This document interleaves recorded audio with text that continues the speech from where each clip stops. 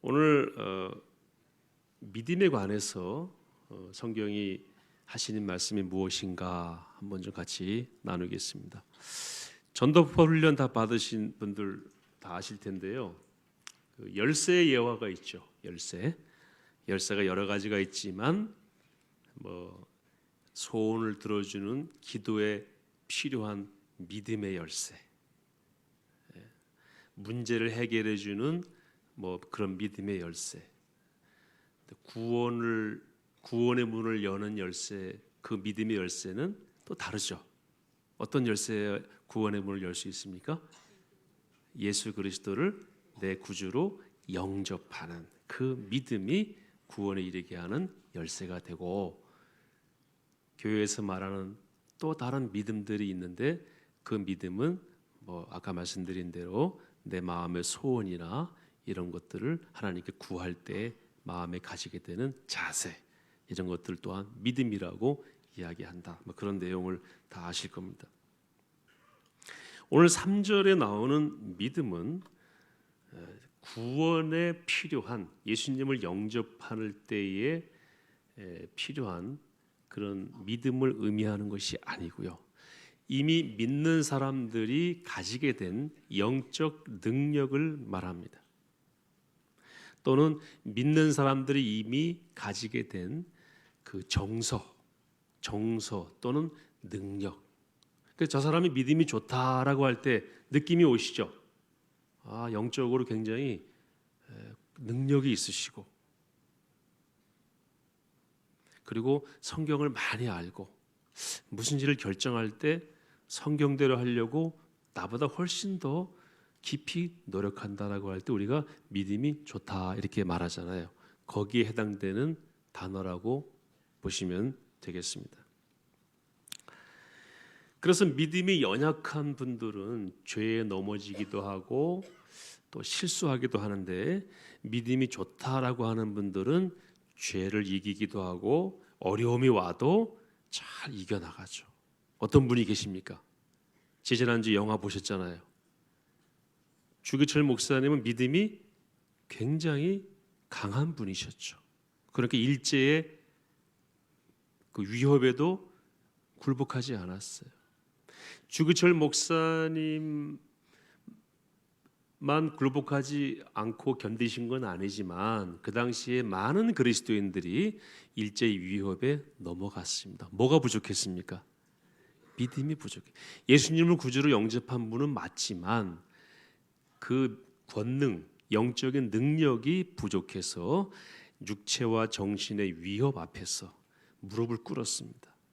그럴 때 주기철 목사님을 향해서 우리가 믿음이 참 좋은 분이셨다, 믿음의 선배이다, 이렇게 말할 수가 있는 것이고, 또 다른 말로는 성령이 충만하다, 그래서 믿음이 좋고 강하다를 성령 충만이다라고 말할 수도 있습니다. 그러면은 오늘 말씀하고자 하는 믿음의 내용에 대해서 이해가 되시죠? 이해가 안 되시면 누구 책임입니까? 제 책임입니다. 더 설명할 길이 없어요. 다 이해하실 거라고 생각합니다. 그런데 오늘 말씀의 첫 번째 핵심은 이 믿음에 분량이 있다라는 말씀이에요. 3절 후반부에 보시면은 믿음의 분량대로 지혜롭게 생각해라. 오늘 이게 핵심입니다. 자, 오늘 말씀이 무슨 말씀이냐면요, 우리가 가진 믿음의 양이 다 같지가 않다라는 겁니다. 이것이 믿음의 분량이에요. 각자에게 주신 믿음의 분량대로 생각하고 행동하라. 이것이 지혜로운 것이다. 오늘 성경을 제가 다시 한번 좀 쉽게 번역을 한 겁니다.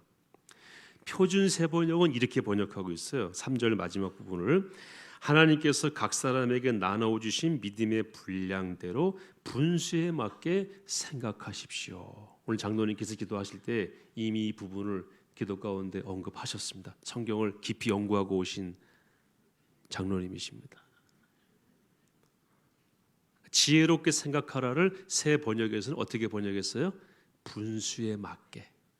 이게 믿음의 분량을 인정하고 거기에 맞게 생각하고 행동하는 것이 분수에 맞는 것이다. 또는 지혜로운 것이다. 또 다른 성경에는 그것이 온전한 것이다라고 번역합니다.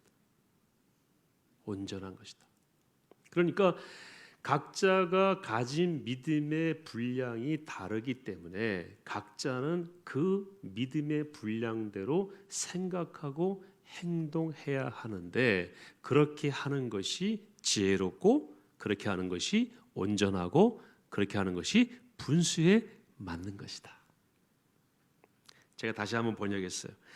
각자는 각자에게 주어진 믿음의 분량에 맞게 생각하라. 이것이 분수에 맞는 생각이다. 아직도 이해가 안 되시면 누구 책임입니까? 저 책임입니다.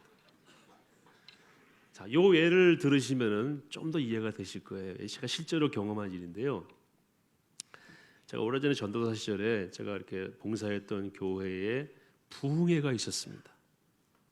부흥회가 한 4박 5일 정도 진행이 되는데, 그 기간 동안에 한 분이 은혜를 많이 받은 것 같아요. 그래서 그 교회에 강대상이 굉장히 낡았었습니다. 그래서 부흥 강사 목사님이 이 교회는 모든 게 낡았다 이렇게 말씀하시니까 이분이 감동을 받으셔가지고 강대상을 부흥의 기간 동안에 교체를 했어요. 그 어느 날 가니까 부흥의 기간 동안에 새로운 강대상이 와 있는 거예요. 다들 놀라기도 하고 좋아 보이기도 하고 감사했죠. 근데 이분이 문제는 뭐였냐면은 믿음의 분량에 맞게 생각하고 결정한 것이 아니었어요. 믿음의 분량은 거기에 미치지 못하는데 감정이 앞섰어요. 그래서 믿음의 분량보다 더 큰 일을 한 겁니다. 제가 아까 말씀드린 거에 의하면 지혜롭지도 않고 온전하지도 않고 분수에 맞지도 않는 일을 한 거예요. 부흥회 끝나고 온 가족이 교회를 떠났습니다. 제가 실제로 경험한 일입니다. 제가 목회에 대해서 막 배우는 시절에 굉장히 많은 교훈을 얻었어요.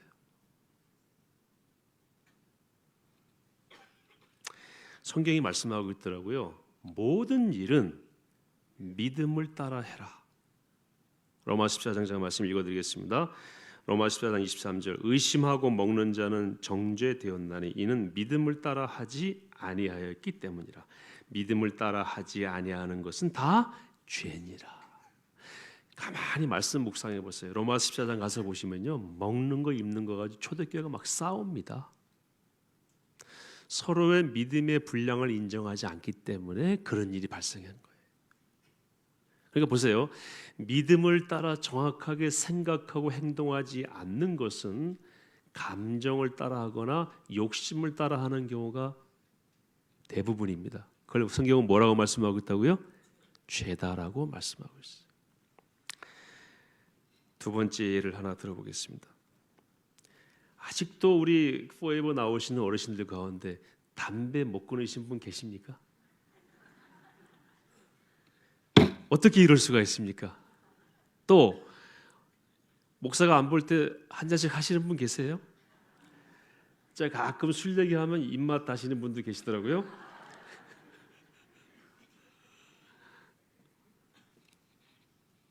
술, 담배 믿음이 들어가지 않으면 끊을 수 없습니다. 지금 담배 가지고 오신 분도 아마 계실 거예요. 제가 뭐라 안 합니다. 왜냐하면 그거는 끊으세요라고 해서 끊을 수가 없어요. 뭐가 들어가야 됩니까? 믿음이 들어가면 그 분량대로 스스로 정리하게 되어 있습니다. 아멘이시죠? 남자 어르신들.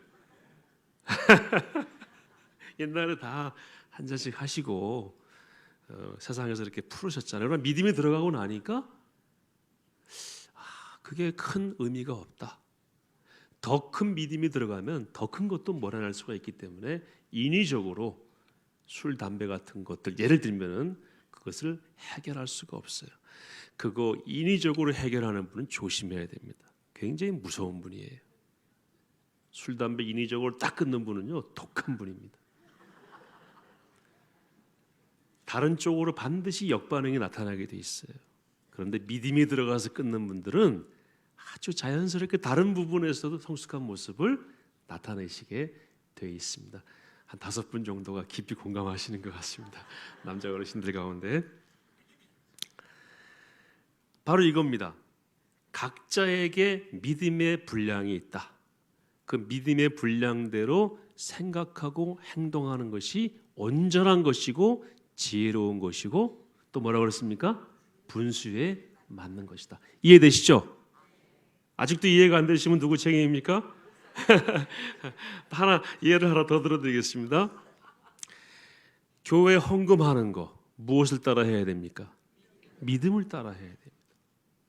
11조 하세요, 감사헌금 하세요. 안내는 해드리지만 결정하고 하는 것은 본인의 각자의 믿음의 분량을 따라 하는 것이기 때문에 강요할 수가 없습니다. 강요해서 하면 뒤탈이 납니다. 헌금도 아닙니다. 그거는 헌금은 구별해서 자원하는 마음으로 감사함으로 기쁨으로 드리라고 말씀하고 있죠. 그것이 안 되는 분은 헌금 안 하시는 게 낫습니다. 헌금 무엇 따라 해야 됩니까? 믿음을 따라 하셔야 됩니다. 싫어합니다. 국가대표 축구 선수 가운데 최모라고 하는 선수가 있었는데요. 2002년 월드컵 마치고 3억 원을 받았습니다. 11조 얼마입니까? 3천만 원을 딱 떼서 교회에 드렸습니다.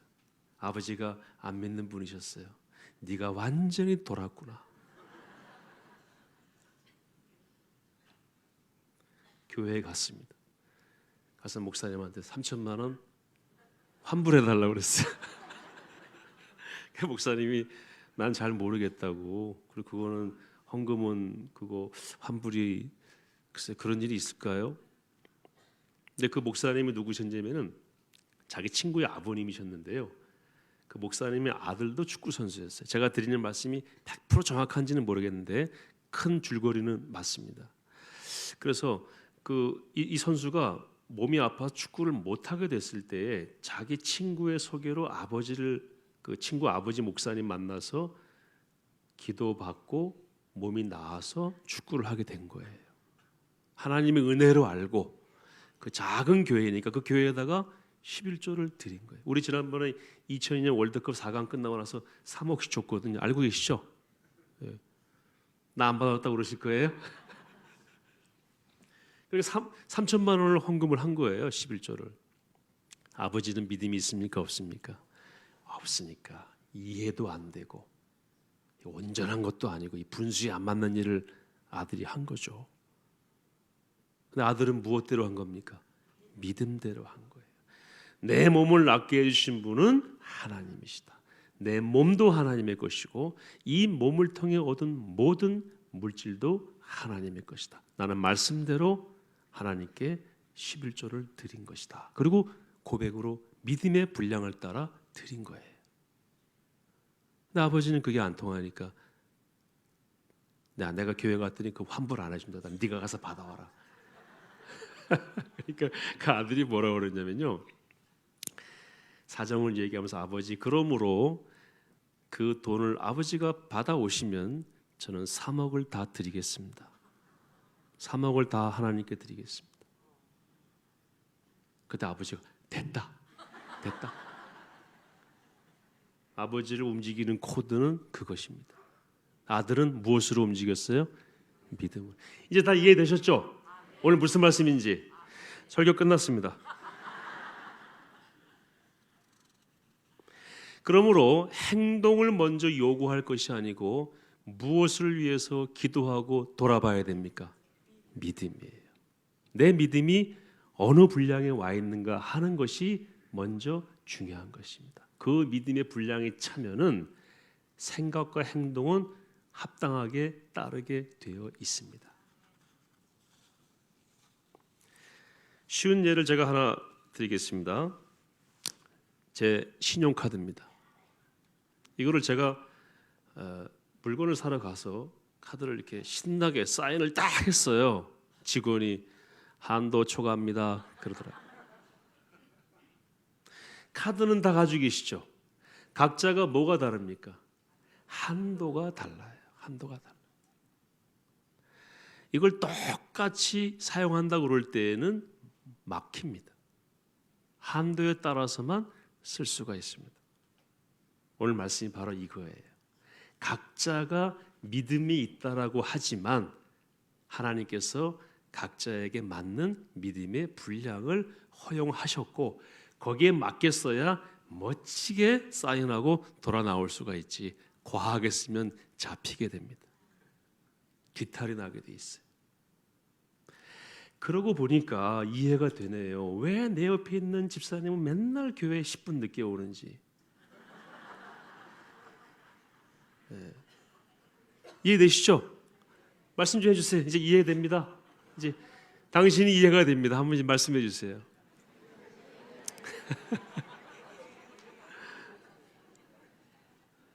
헌금 많이 하는 분은 돈 많아서 하는 거 아닙니다.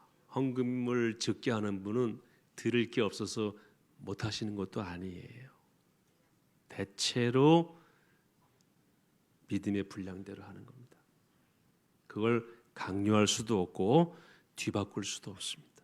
그런데요, 이 분량대로라는 말, 믿음의 분량대로에서 분량대로라는 말이 조상도 제가 좀 헬라어 좀 쓰겠습니다. 헬라어로 메트론이라고 합니다. 메트론. 이것은 정확하게 한국말로 옮기면은 측량 또는 아까 말씀드린 대로 한도예요. 한도. 다 믿음의 한도가 있다는 겁니다. 여기에서 나온 놈이 메트로놈입니다. 이거 아시죠? 정확하게 분량이라는 단어 메트론에서 나온 놈이니까 메트로놈이 맞죠? 헬라어 메트론과 라틴어 노모스가 합해서 메트로놈이 된 겁니다. 영어식 표현으로. 이거 잘 보세요. 이거 오늘 아침에 새로 우리 반주자가 사온 겁니다. 어떤 분은 분량이 딱 이러해요. 어떤 분은요, 분량이 다르죠. 이걸 어떻게 똑같이 말할 수 있느냐 이거예요. 어떤 분은 믿음이 분량이 아직 이렇게 이렇습니다. 분명한 차이를 아셨죠? 여기에 맞게 생각하고 행동하라. 그리고 그것을 인정하고 존중하라 하는 것이 로마 12장 이후에 나오는 그리스도인의 생활에 관한 부분에 대한 첫 번째 지적입니다. 왜? 이것 때문에 초대교회가 많이 싸웠어요. 14장에 가면 또 싸우고 다른 성경에도 많이 싸웁니다. 왜 너는 나와 같은 것을 먹지 않는가? 왜 너는 우상의 제물을 먹는가? 왜 너는 할례를 행하지 않는가? 바울은 믿음의 분량대로 생각하고 행동하라. 각자가 믿음이 다르다. 다른 그 자체가 답은 아니지만 우리의 목표는 그리스도의 장성한 분량이라고 하는 높은 목표이지만 거기에 다다르지 못한 우리 모두는 지금 어느 지점에 와 있는 것이다. 그걸 인정하고 두 번째는 뭐 하라고요? 존중하라. 그렇게 해서 합력하여서 선을 이루라. 그게 교회 공동체이고 그것이 몸이다라는 것입니다. 이걸 인정하지 않으면 몸이 나뉘어지게 된다는 거예요. 몸 안에 여러 지체가 있는 건 좋은데 몸 자체가 여러 개가 되는 것은 안 된다는 것입니다. 두 번째 드릴 말씀은, 두 번째 나오는 말씀은 4절에 우리가 한 몸에 많은 지체를 가졌으나 모든 지체가 같은 기능을 가진 것이 아니니 이와 같이 우리 많은 사람이 그리스도 안에서 한 몸이 되어 서로 뭐가 되었습니까? 지체가 되었느니라. 6절에 보시 우리에게 주신 은혜대로 받은 은사가 각각 어떻습니까? 다르다. 은사가 다르다. 그래서 혹 예언이면 믿음의 분수대로, 섬기는 일이면, 또 가르치는 자면, 위로하는 자, 구제하는 자, 다스리는 자, 여러 사람들이 있다는 거예요. 은사와 재능도 서로 다르다. 여기에도 뭐가 있다? 분량이 있다라는 거예요. 에베소 4장 7절 이렇게 말씀 기록되어 있습니다. 우리 각 사람에게 그리스도의 선물의 분량대로, 똑같은 단어가 나오죠. 그리스도의 선물의 분량대로 은혜를 주셨나니, 그리스도의 선물의 분량대로 주신 은혜가 다른 말로 하면 은사입니다. 내가 받은 은사와 상대방이 받은 은사가 같습니까? 다릅니까? 같을 수도 있지만 다를 경우도 많다는 거예요. 이것이 바로 메트로놈이에요. 메트론, 분량이 제한된 분량으로 정해져 있다는 겁니다. 이걸 서로 인정하라라는 것입니다. 그래서 은사에 대해 쭉 설명하고 있는 고린도전서 12장 4절 6절 제가 좀 읽어드릴게요.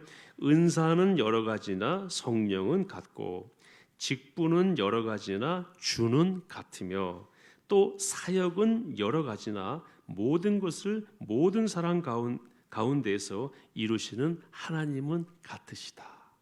여러 가지가 있다는 거예요.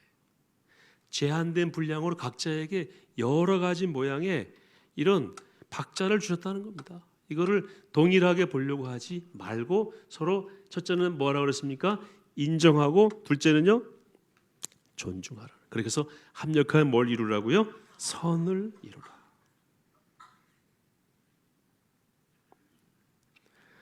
제가 사적 자리에서 한번 말씀드린 것 같은데요, 다시 들으시는 분들은 이해하시고 들어주시면 고맙겠습니다. 이걸 제가 실제로 경험한 일인데요, 제가 미국에 잠깐 공부할 때 제가 공부하는 영어 학교에 한국에서 막 이사 온 그 여자 의사분이 있었어요. 치과 의사였습니다. 30대 중반쯤 되는 분이었는데요, 아주 매일 나올 때마다 인상이 안 좋아요. 제가 목사라는 걸 알게 됐고 그분도 교회에 다닌다는 걸 알게 돼서 서로 이제 클래스에서 이야기하다 보니까 자기 사정을 이야기하는데, 남편이 대구에서 개원의로 있던 내과 의사였어요. 근데 그 의사가, 이분이 평생 하기 싫었던 것이 의사였는데 아버지의 강요에 의해서 의사가 된 겁니다. 모든 의사들이 다 그렇다는 얘기는 절대 아니고 이분 얘기입니다. 그래서 의사로 살다가 아버지가 돌아가셨어요. 돌아가시니까 병원문을 닫고 미국으로 온 겁니다. 왜? 요리를 배우려고. 이분의 평생 하고 싶었던 것은 무엇입니까? 요리였어요. 근데 부인은 그걸 모르고 결혼해가지고 남편이 의사를 좋아하는 줄 알고 그걸 평생 할 줄 알았는데 문 닫고 미국으로 와버리니까 아이는 집에서 지금 여러 가지 어려운 상황에 있고, 자기는 말이 안 통하니까 공부하러 나왔고, 한국 의사가 미국 가면 아무것도 할 수 없거든요. 난감한 거예요. 그래서 맨날 학교만 오면은 인상이 안 좋은 겁니다. 제가 그때 깨달은 게 있어요. 그 의사를 찾아갔던 모든 환자들은 참 불행한 환자였구나. 하기 싫은 일을 억지로 하는 분한테 갔던 거예요. 그분이 소원이 이제 그 요리를 한 다음에 이제 식당을 개업하는 건데, 아마 지금쯤 개업했을 게 어딘가에 있는지 모르지만은 이제 그분이 요리하는 식당에 가서 밥 먹는 분은 굉장히 행복한 고객이겠구나. 왜냐하면 의사를 그만두고 요리를 하는 분이 만드는 요리니까 얼마나 그 귀한 요리겠어요. 그런 생각이 들더라고요. 뭐가 문제가 있었습니까? 그 사람의 은사와 재능을 살피지 않고 기계적으로 사람을 움직이고 이해하고 활용하게 되면은 그분만 불행합니까? 다 불행한 거예요. 기본입니다.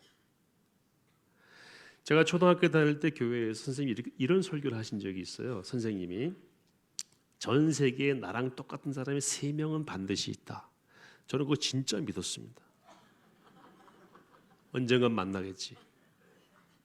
확률적으로 그 이제 초등학교 때고 시골 주일학교니까 선생님을 고등학교 누나가 했습니다. 그 누나도 지식이, 가르칠 때 저희 어릴 때 수요 예배가 있었거든요. 주일학교 수요 저녁 예배 때 학교에서 와서 옷도 안 갈아입고 교복 입은 채로 가르쳤어요. 그때 하신 말씀 제가 지금 기억합니다. 근데 제가 성경을 읽고 신학을 공부하고 목회를 하다 보니까 있을 수가 없어요. 똑같은 사람은 절대 없습니다. 쌍둥이도 달라요. 다른 게 많지 않아서 똑같아 보이는 거지 완전히 다릅니다. 인정하셔야 됩니다. 오늘 이거 인정하시면은 마음에 묶였던 것도 많이 풀려지실 겁니다. 은사와 재능을 무시하면 안 되고요. 가급적이면은 나와 다른 은사와 재능을 가진 분이 내 주변에 많을수록 좋습니다.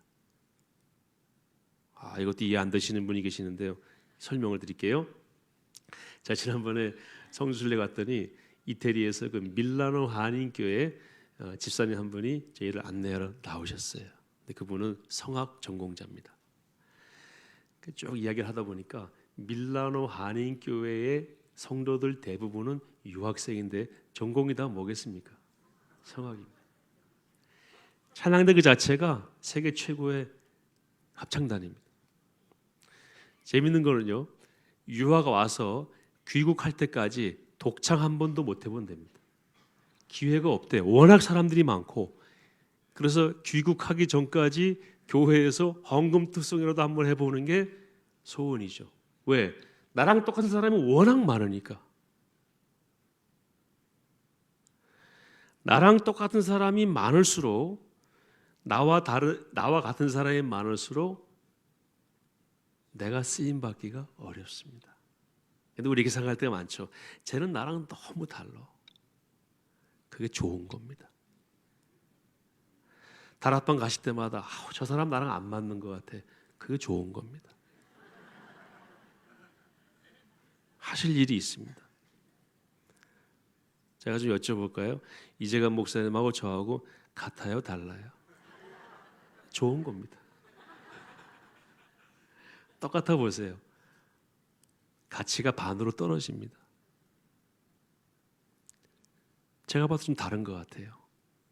어떤 분은 저한테 잘 맞느냐 그래서 그건 내가 알아서 할 거라고 그랬어요. 그거 왜 걱정하느냐고. 그리고 달라야 잘 맞죠. 그래서 창세기에 나오는 돕는 배필 할 때요, 그 배필이라는 뜻이 서로 다른데 딱 맞다라는 뜻입니다. 요철처럼 서로 모양이 달라야 딱 맞죠. 예.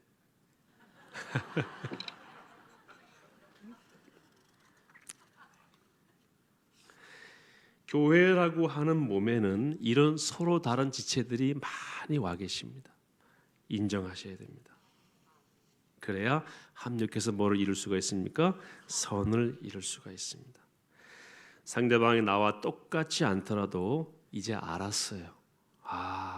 믿음의 분량일 수도 있고 은사와 재능이 다른 것일 수도 있고 달라서 나에게는 유익할 수 있고, 이렇게 정리하시면 딱 성경적입니다. 만약 상대가 하는 행동이나 믿음의 열매에 대해서 마음에 안 들고 안타까운 부분이 있다면요, 기도해 드리세요. 뭐를 키우게 하시면 됩니까? 믿음의 용량을 키우게 하시면은 생각과 행동이 달라지게 돼 있습니다. 한번 좀 따라해 주시겠습니까? 다른 것은 나쁜 것이 아니다. 그죠? 다른 것은 틀린 것이 아니다. 나와 다른 것은 나쁘지도 않고 틀리지도 않습니다. 제가 이 말씀들이 꼭 덧붙여 드리는 말씀이 있어요. 그럼 뭐가 틀린 거냐? 틀린 게 틀린 겁니다. 틀린 짓을 하고도 다르다라고 우기는 경우가 있어요. 그건 안 됩니다. 나쁜 건 뭐가 나쁩니까? 나쁜 짓이 나쁜 거예요. 나쁜 짓을 하고도 다르다라고 우기는 경우가 있어요. 대표적인 게 동성애입니다. 성적 취향이 좀 달라. 나는 남자인데 남자가 좋을 뿐이야. 그까지도 숨기고 있으면 뭐라 할 수 없지만 하나님이 말씀하신 악행으로 갈 때에는 어떤 겁니까? 나쁜 겁니다. 그건 틀린 겁니다. 사랑하고 불쌍히 여겨야 하지만 용납은 안 되는 것입니다. 자, 바른 것과 틀린 것과 나쁜 것을 잘 구별할 때 우리 공동체가 더 건강하고 믿음의 분량대로 서로가 조화를 이루어서 아름답고 선한 공동체가 될 줄로 믿습니다.